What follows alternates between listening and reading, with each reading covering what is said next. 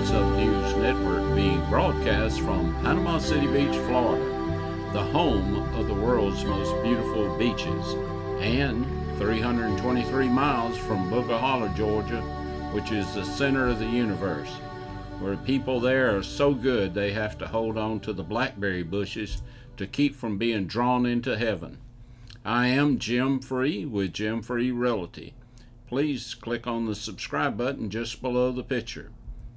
In the local news, Tuesday evening around 7 p.m., a Cessna 182 was cleared for landing at the Northwest Florida Beaches International Airport. There was dense fog in the area. The plane dropped off a radar approximately 2 miles north of the airport. Wednesday morning, the investigators using drones to locate the plane in dense undergrowth. The victims were identified as Diane Slattery, the president and CEO of a Michigan healthcare system that has over 8,000 employees, and her husband, Donald Slattery, who was the owner of the plane and was CEO of an international aircraft leasing company. From WMBB-TV news, that plans to build an indoor sports complex in Panama City Beach are moving to the next level. The Tourist and Development Council met Friday morning to approve an agreement with sports facility companies to help manage the project. Bay County Tourist Development Council Executive Director Dan Rose said a partnership with SFC will help speed up the process. These are the guys that are managing the public sports complex. These are the guys that will help run this complex. Rose said this will be a $40 million project funded using various grants from FEMA, HUD, and possibly some Trump Gulf Coast grants and TDC dollars. Now to the lighter side. I've told this story before, but would like to tell it again. I am so proud of my kinfolks when they are successful. Annie, my second cousin, twice removed, was in the fertilizer egg business. She had several hundred young pullets and 10 roosters to fertilize the eggs. She kept records, and any rooster not performing went into the soup pot and was replaced. This took a lot of time, so she bought some tiny bells and attached them to the roosters. Each bell had a different tone, so she could tell which rooster was performing from a distance. Now she could sit on her porch, fill out an efficiency report by just listening to the bells.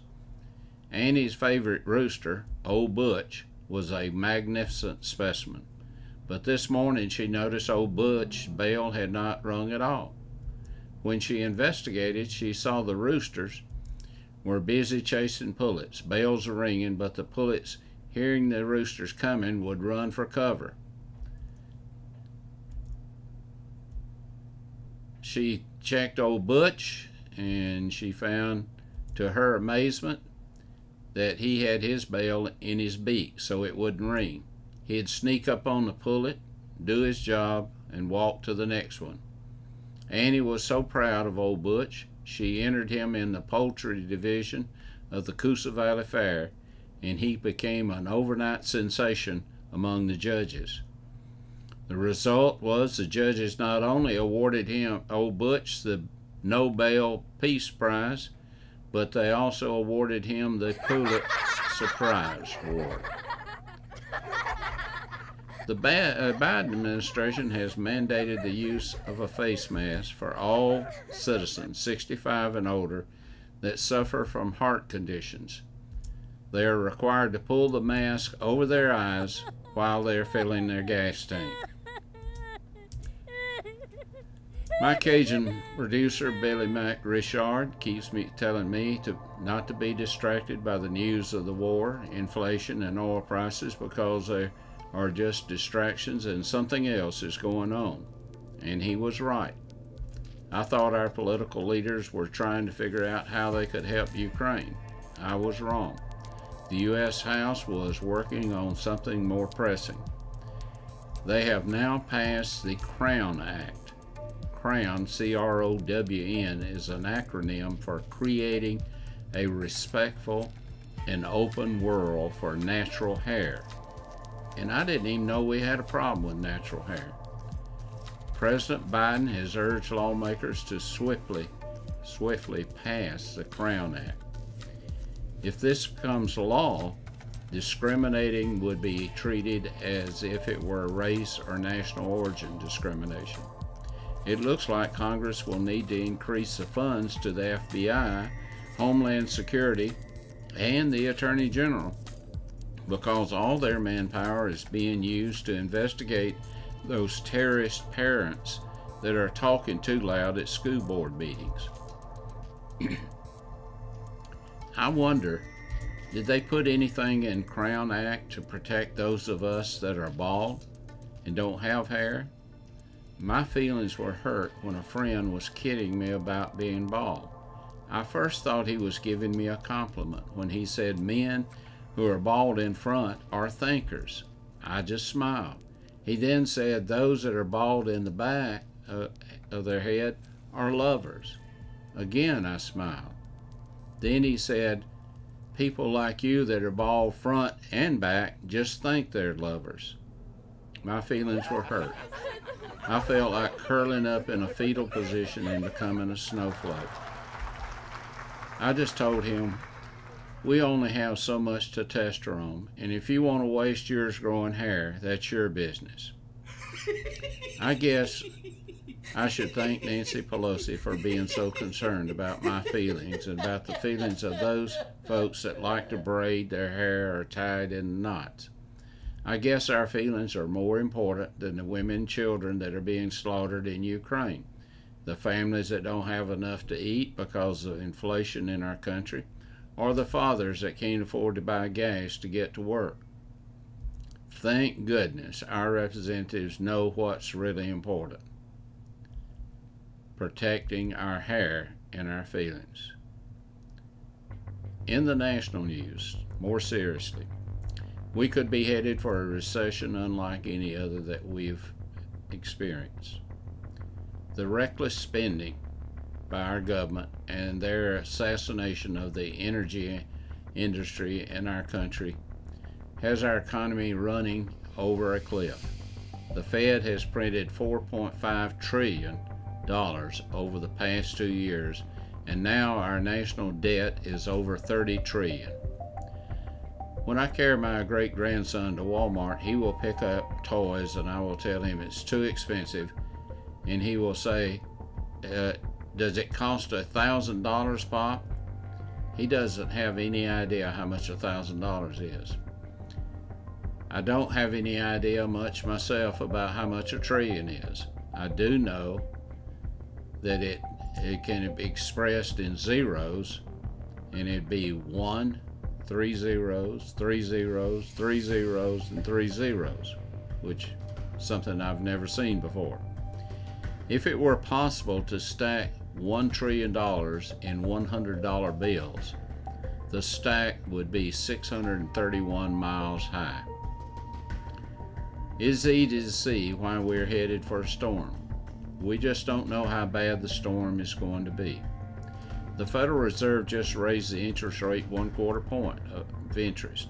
Chairman Jerome Powell says he expects to raise it 6 more times this year. The Federal Reserve will have to thread a needle, and if it makes a misstep, we will go from a recession to a depression, which could push the middle class into the lower class and the lower class into poverty. One of the first bubbles the Fed has to deflate is the real estate bubble. They will also have to deflate the bond bubble and the equities bubble. A misstep in either area could end up in a disaster and with the market and the economy.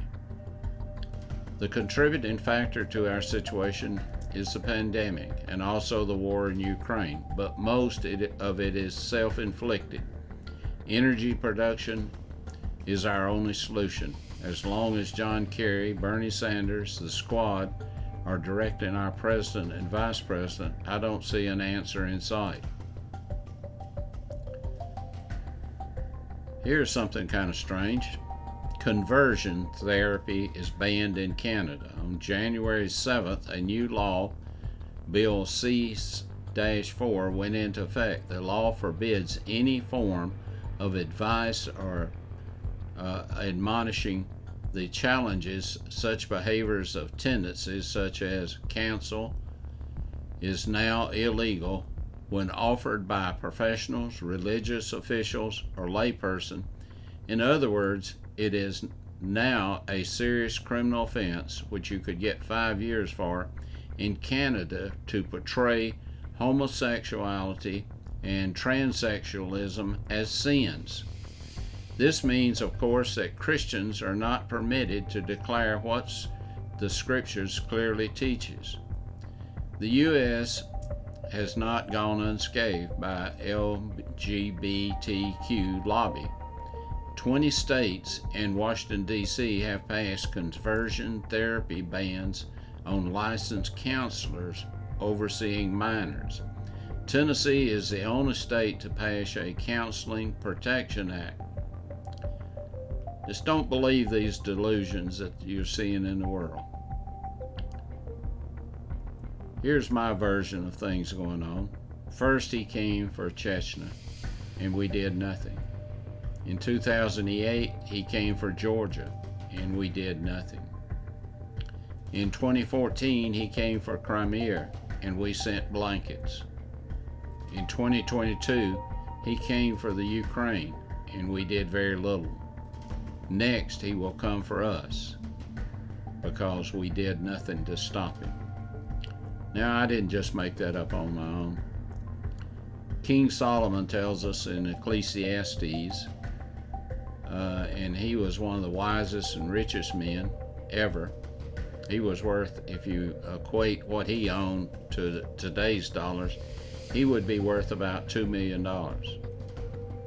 Those of us who are old enough to remember World War II, we can see the similarities in what's taking place today and what took place under the Nazi system that was in place in World War II.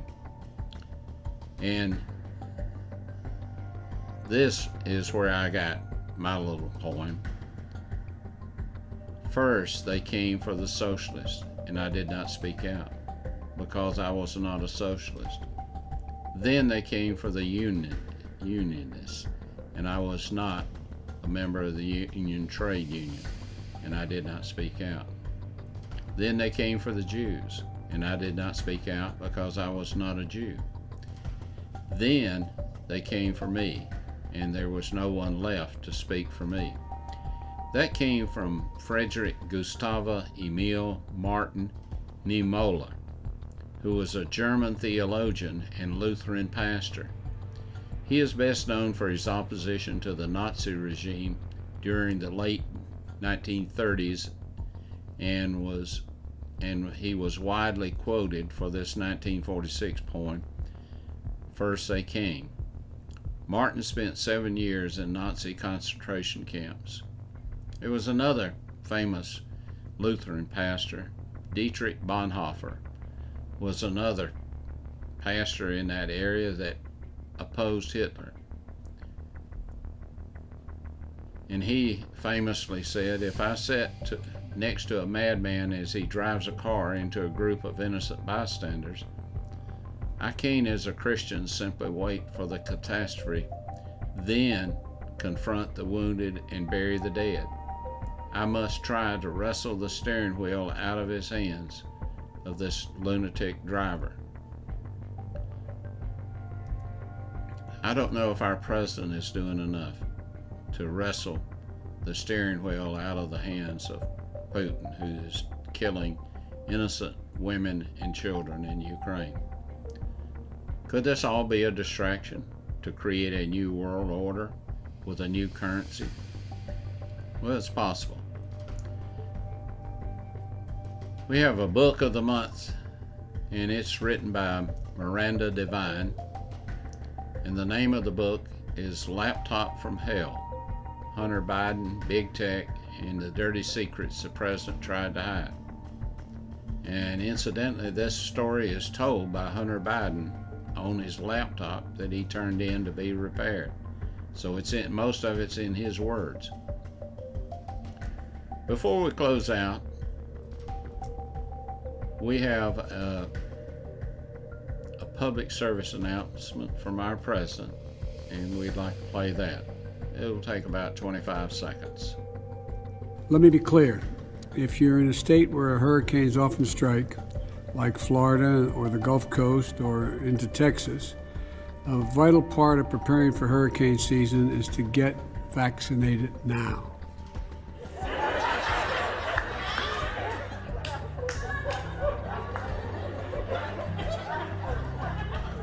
I'm so damn confused. Until we meet again, may God bless you, your family, and this great nation that we live in.